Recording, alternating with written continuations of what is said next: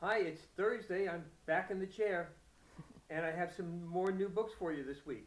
I have, this is a little bit of a preview from next week's WAMC book show with Joe Donahue. That's going to be next Tuesday, on the 29th at around 11 o'clock. But you're getting a sneak preview of a few of the books. The first one is Andy Weinberger's new novel, Reason to Kill. This is the second volume of his Amos Parasman, who is a retired, semi-retired Jewish detective in Los Angeles who was called upon to solve various a missing person, maybe a rabbi who dropped dead eating matzo ball soup at Cantor's Deli. That was the first book, and they're just delightful mysteries. They're almost parodies, but they're not. They're real mysteries in the tradition of Chandler and well, not as dark as Chandler. Andy Weinberger's new book, Reason to Kill. Call me and I'll tell you about it. Speaking of calling me, I know you haven't been able to get through when the phones are busy or to leave a message when we're not here. The Verizon canceled my voicemail.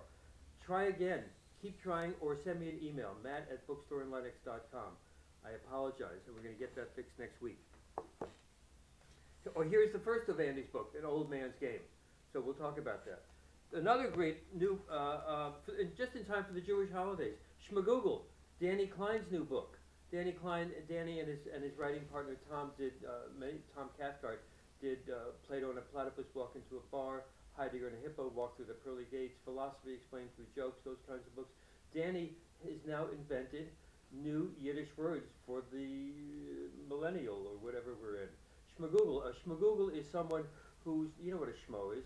A shmagoogle is someone who is, there's so little about him that when you Google him, nothing shows up.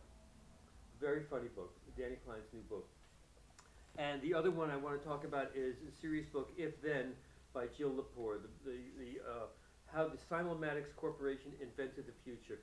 This was the early computers in the 50s, and they were data driven, and they invented the algorithms that are our bane today. That corporation was used by the Defense Department to figure out how we should stay in Vietnam and fight that war. So you can imagine how bad that beginning of algorithms was. Those are my books this week. That's it. I'll see you next week.